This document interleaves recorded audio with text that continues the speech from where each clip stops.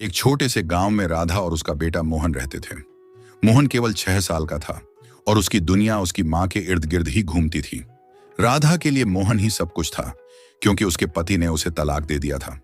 राधा सिलाई का काम करके अपने और मोहन के लिए रोटी का इंतजाम करती थी। मोहन को एक झूला बहुत पसंद था, जो उनके घर के बाहर एक पुराने नीम के पेड़ से बंधा था।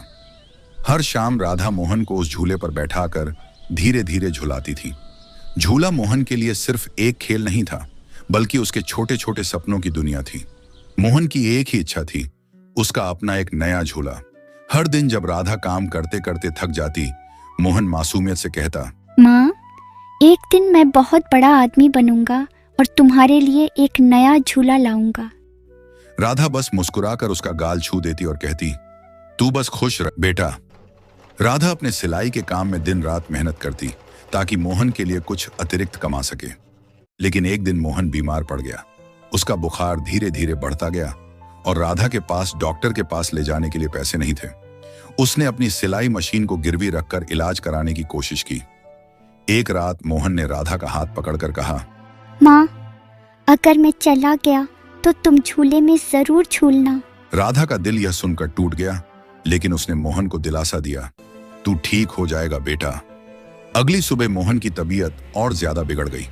राधा उसे लेकर गांव के अस्पताल भागी, लेकिन अस्पताल पहुंचते पहुंचते मोहन का हाथ उसके हाथ से छूट गया।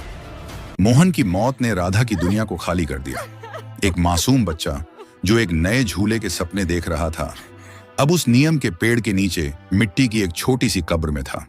1 महीने बाद राधा ने किसी तरह अपनी सिलाई मशीन वापस ली और फिर से काम शुरू किया। उसने अपने बेटे के लिए एक छोटा नया झूला खरीदा और नीम के पेड़ पर लगाया। हर शाम वह उस खाली झूले को धीरे धीरे झुलाती, जैसे मोहन अब भी वहां बैठा हो। उसकी आंखों से आंसू गिरते, लेकिन उसके चेहरे पर एक अधूरी मुस्कान होती। झूला अब भी नीम के पेड़ से लटक रहा था, लेकिन उसमें कोई बैठा नहीं था। राधा के सपने और मोहन के ख्वाब उस खाली झूले के साथ हमेशा के लिए थम गए थे।